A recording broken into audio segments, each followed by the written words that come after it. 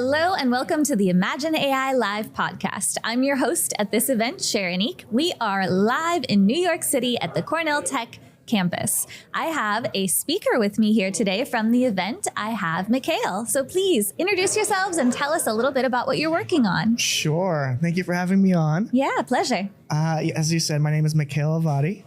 I'm one of the founders of Prodia. We are a distributed GPU cloud for AI inference. And to simplify it, what we believe is that most software in the world is going to have AI in it, whether it's a text, video, image, whatever. The challenge to implement AI into your app is actually very high. You got to fiddle around with what's the right model, right? How do I tune the model? How do I get the latency down? Where do I get the GPUs? And it becomes a really big challenge for folks just to do something simple of I want to rename this part of my app whenever someone logs in. I want to automatically make an avatar for someone when they create an account, whatever it is, right? Yeah. Whatever you're using AI in your app to make a more delightful experience, just extremely big challenge. You need to have a DevOps team, you need to have ML, like it's crazy. So what we ended up doing is making a very simple to use API where you can just add it into your app, right? And under the hood, we have this fleet, thousands of GPUs around the world. And we made it so simple that you don't even need to know what the GPU is to add it into your app, right? A really easy way to think about it is when you create a website, do you think about what kind of CPU is on that web server? No. Absolutely not, right? So we think the concept of being worried about GPUs is a current artifact of today's atmosphere because you're not on Prodia yet. I like it. I like it. So what is the best use case or who's going to be using Prodia? Right now, we're specialized in images. Obviously, that's going to extend into video, text, audio. On the image side, it's basically your large image generators. You Google AI image editor, the number one result on Google uses Prodia under the hood.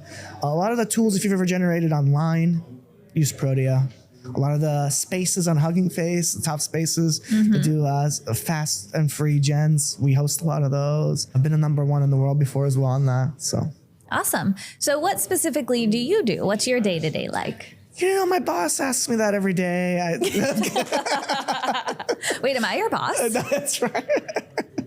I'm responsible kind of on the marketing and sales side. How do we get our message out? How do we find the people that this really brings the most value to? What would you say to people that are going into university right now about the kind of education that they should be looking for to be able to implement current technology? I gotta tell you, I have a little bit of a controversial view on this. Ooh, do tell. Yeah. So I was very much a believer in education, got an undergrad, got a graduate degree, all that stuff. But I have a big question mark around the value of college as it's changing because the price keeps going up astronomically, right? And, I have a son and I'm thinking to myself, well, with a lot of these AI tools out today, how is education gonna adapt?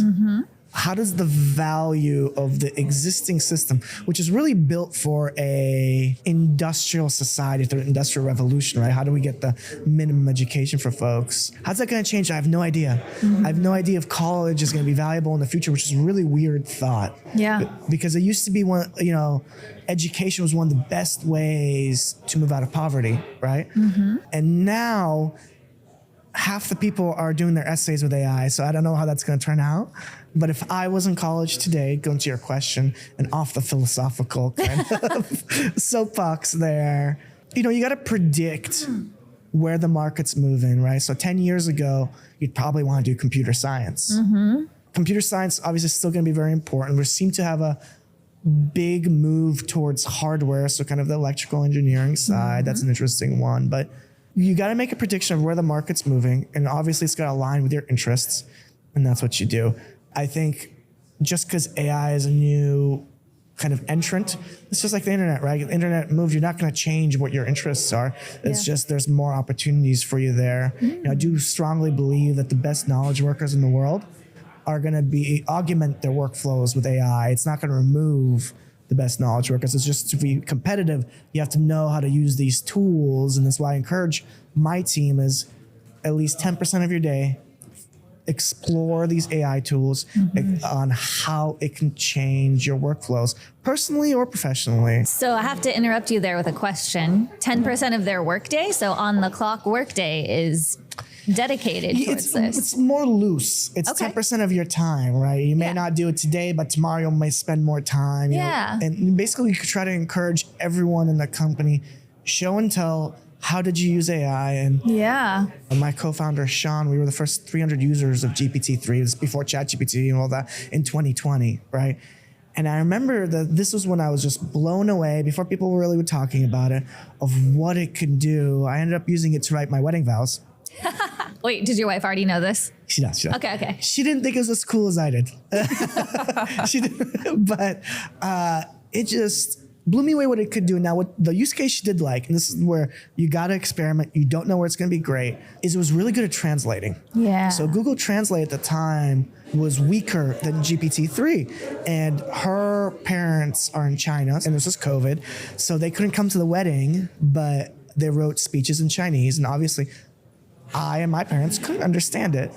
And Google Translate didn't understand context and idioms and poems. Right.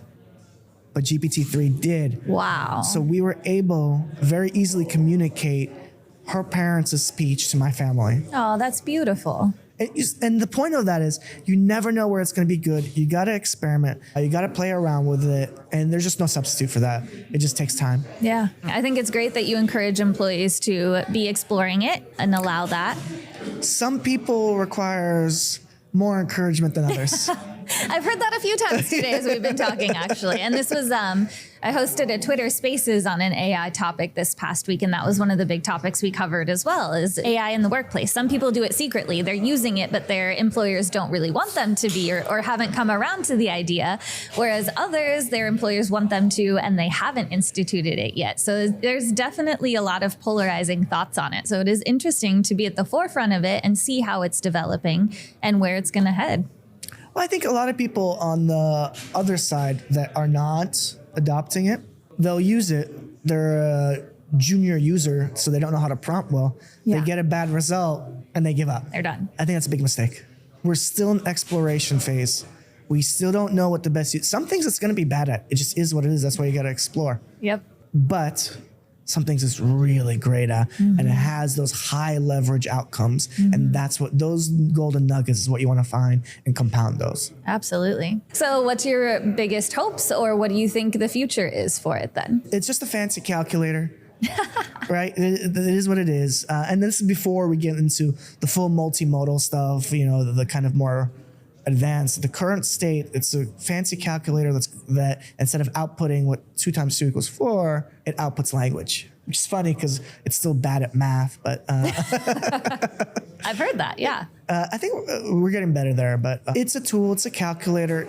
You know, someone wrote about how our time to write has gone down, and people see those gains, but what they miss is the time to review has gone up exponentially. Because before you would write your own work and then you would spend a very small percentage of it reviewing.